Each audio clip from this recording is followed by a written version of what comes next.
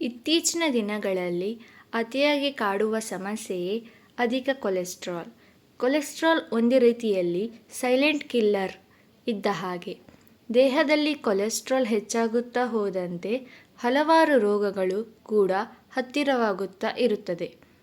ದೇಹದಲ್ಲಿ ಕೆಟ್ಟ ಕೊಲೆಸ್ಟ್ರಾಲ್ ಹೆಚ್ಚಾದಂತೆ ಹೃದಯದ ಸಮಸ್ಯೆ ಹೆಚ್ಚಾಗತೊಡಗುತ್ತದೆ.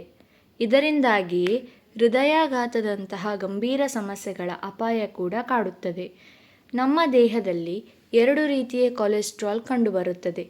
ಮೊದಲನೆಯದು ಒಳ್ಳೆಯ ಕೊಲೆಸ್ಟ್ರಾಲ್ ಮತ್ತು ಎರಡನೆಯದು ಕೆಟ್ಟ ಕೊಲೆಸ್ಟ್ರಾಲ್. ಕೊಲೆಸ್ಟ್ರಾಲ್ ಹೆಚ್ಚಾಗಿದೆ ಎಂದು ತಿಳಿದ ಕೂಡಲೇ ಗಾಬರಿಯಾಗುವ ಅಗತ್ಯವಿಲ್ಲ. ಕೆಲವೊಂದು ಪದಾರ್ಥಗಳನ್ನು ನಿಯಮಿತವಾಗಿ ಮತ್ತು ನಿಗದಿತ ಮಟ್ಟದಲ್ಲಿ ಸೇವಿಸುತ್ತಾ ಬಂದರೆ ಕೊಲೆಸ್ಟ್ರಾಲ್ ಮಟ್ಟವನ್ನು ಕಡಿಮೆ ಮಾಡಬಹುದು. ಇಂತಹ ನೈಸರ್ಗಿಕ ವಸ್ತುಗಳಲ್ಲಿ ಒಂದು ಚಿಯಾ ಬೀಜಗಳು. ಕೆಟ್ಟ ಕೊಲೆಸ್ಟ್ರಾಲ್ ಮಟ್ಟವನ್ನು ಕಡಿಮೆ ಮಾಡುವಲ್ಲಿ ಚಿಯಾ ಬೀಜಗಳು ಹೆಚ್ಚು ಪರಿಣಾಮಕಾರಿಯಾಗಿದೆ.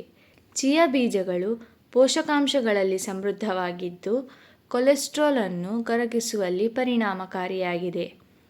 ಚಿಯಾ ಬೀಜಗಳನ್ನು ಸೇವಿಸುವುದು ಹೇಗೆ?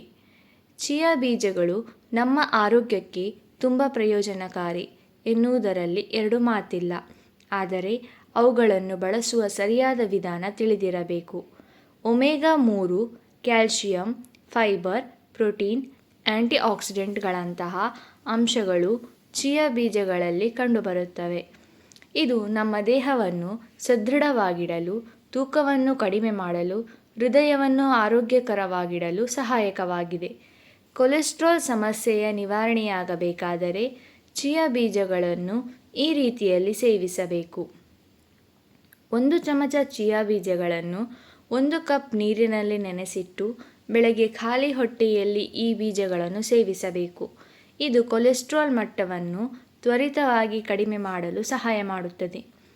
ಚಿಯಾ ಬೀಜಗಳ ಇತರ ಪ್ರಯೋಜನಗಳು: ತೂಕ ನಷ್ಟ, ಜೀರ್ಣಕ್ರಿಯೆ, ಮೂಳೆಗಳು ಬಲಗೊಳ್ಳುತ್ತವೆ, ಹೃದಯ ಆರೋಗ್ಯ ಕಾಪಾಡುತ್ತದೆ, ರಕ್ತದೊತ್ತಡ ನಿಯಂತ್ರಿಸುತ್ತದೆ, ರಕ್ತದಲ್ಲಿನ ಸಕ್ಕರೆ ಅಂಶ ನಿಯಂತ್ರಣ. ಚಿಯಾ ಬೀಜಗಳನ್ನು ಸೇವಿಸುವ ಇತರ ವಿಧಾನಗಳು: ಗಂಜಿ.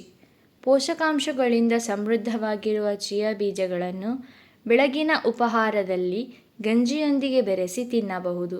ಇದಕ್ಕಾಗಿ ನೀರಿನಲ್ಲಿ ನೆನೆಸಿದ ಬೀಜಗಳನ್ನು ಗಂಜಿಗೆ ಸೇರಿಸಬೇಕು. ಸಲಾಡ್. ನೀವು ಹಣ್ಣು ಮತ್ತು ತರಕಾರಿ ಸಲಾಡ್ನೊಂದಿಗೆ ಚಿಯಾ ಬೀಜಗಳನ್ನು ಸೇವಿಸಬಹುದು. ಸ್ಮೂತಿ. ಸ್ಮೂತಿಯನ್ನು ಹೆಚ್ಚು ಆರೋಗ್ಯಕರ ಮತ್ತು ದಪ್ಪವಾಗಿಸಲು ನೀವು ಚಿಯಾ ಬೀಜಗಳನ್ನು ಸೇರಿಸಬಹುದು. ನಿಮಗಿಷ್ಟವಾದ ಸ್ಮೂತಿಗೆ 1 ಚಮಚ ಚಿಯಾ ಬೀಜಗಳನ್ನು ಸೇರಿಸಬೇಕು. ಹಲ್ವಾ. ಚಿಯಾ ಬೀಜಗಳ ಪುಡಿಂಗ್ ಅನ್ನು ತಯಾರಿಸಬಹುದು. ಇದಕ್ಕಾಗಿ ಈ ಬೀಜಗಳನ್ನು ಹಾಲಿನೊಂದಿಗೆ ಬೆರೆಸಿ ರುಚಿಕರವಾದ ಪುಡಿಂಗ್ ತಯಾರಿಸಿ ಮತ್ತು ತಣ್ಣಗಾದ ನಂತರ ತಿನ್ನಿರಿ.